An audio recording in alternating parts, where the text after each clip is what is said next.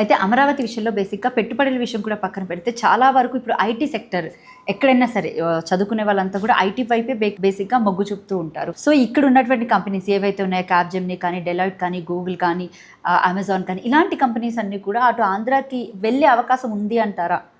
అక్కడ కూడా పెట్టే అవకాశం ఉంది అంటారా అసలు? అంటే ఎస్టాబ్లిష్ అయినాయమ్మా ఇక్కడ. ఒకసారి క్యాంపస్‌లో ఎస్టాబ్లిష్ అయినంక మళ్ళీ ఎక్స్‌పాండ్ చేయాలంటే చంద్రబాబు నాయుడుతో వాళ్ళకుండే అత్యంత క్లోజ్ రిలేషన్‌షిప్ ఏదైనా ఉన్నదనుకోండి. ఇప్పుడు బిల్ గేట్స్ ఉన్నాడు. లాస్ట్ టైం బిల్ గేట్స్ వచ్చినప్పుడు చంద్రబాబు నాయుడు ఇక్కడ బిల్ క్లింటన్ వచ్చినప్పుడు ముఖ్యమంత్రి ఉండే. బిల్ గేట్స్‌తో కూడా ఆయన కొంత రిలేషన్‌షిప్ బిల్డ్ చేశాడు.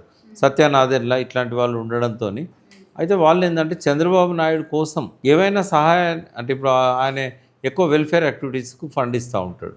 ఆయన సంపాదనలో చాలా వరకు ఏందంటే చారిటీ పోతూ ఉంటుంది. అట్లాంటి వాళ్ళు ఎవరైనా వస్తే వాళ్ళ కోసం చంద్రబాబు నాయుడు మీద ఉన్న అభిమానంతోనో అనుబంధంతోనో రావచ్చు తప్ప పెద్దగా అనుకూల పరిస్థితులు అయితే అమరావతిలో కానీ వైజాగ్లో కానీ ఐటీ పరిశ్రమ అభివృద్ధికి కావాల్సిన లేవు. అంటే జియోగ్రాఫికల్ పరంగా కూడా అక్కడ జాగ్రఫికల్ పరంగా కూడా సైక్లోన్స్ వస్తూ ఉంటాయి, డిస్టర్బెన్స్ అవుతూ ఉంటుంది.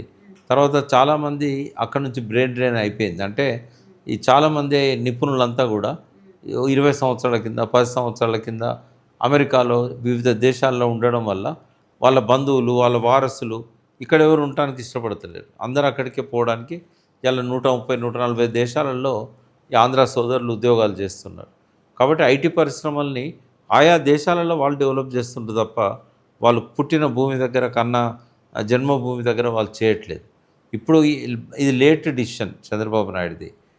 ఒకవేళ మొదటి నుంచి ఆయన ముఖ్యమంత్రి ఉన్నప్పుడు ఆయన ప్రతిపక్ష నాయకుడు ఉన్నప్పుడు కొట్లాడి విజయవాడ పరిసరాల దూరదృష్టితోని టీఆర్ఎస్ వచ్చింది. ఎప్పుడైనా తెలంగాణ తప్పదు, మనం ఇప్పుడే డెవలప్ చేసుకోవాలి, దీపం ఉండగానే ఇల్లు చక్కబెట్టుకోవాలని 2001 నుంచే కనుక ఆయన తాపత్రయపడి ఉంటే ఎప్పుడో అమరావతి లాంటి ప్రాంతాలల్లో వైజాగ్ లాంటి ప్రాంతాలల్లో ఐటీ ఎప్పుడో డెవలప్ అయ్యేది. ఇప్పుడు ఆయన అన్న సైబరాబాద్ కానీ ఇవన్నీ కూడా టీఆర్ఎస్ పెట్టిన తర్వాతనే కదా. అంటే ఒక అహంకారం, అహంభావం, మేము తెలంగాణ రానీయం, లాస్ట్ మినిట్ వరకు ఆపుతాం.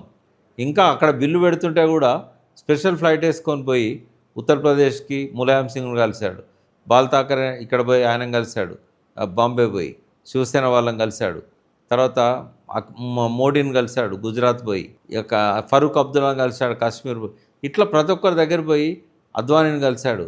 మీరు ఇవ్వద్దు సపోర్టు తెలంగాణకు, పార్లమెంట్లో బిల్లు పెడితే మీరు ఓడించాలి అంటే ఎంత అహంభావంతో ఉండే అంటే ఎట్టి పరిస్థితుల్లో తెలంగాణ రాదు. ఓ పక్క ఆయనే తీర్మానం చేస్తాడు తెలంగాణకు. కేసీఆర్ నిరాహార దీక్ష అప్పుడు ఆయనే మాకు అభ్యంతరం లేదని చెప్తాడు. నిరాహార దీక్ష విరమణప్పుడు ఆ ప్రకటన చేస్తే తెల్లవారి బస్సులు పంపించి తెలంగాణకు అడ్డుపడ్డాడు. సమైక్య రాష్ట్రంలో కృత్రిమ ఉద్యమాన్ని లేపిండు ఆయనే.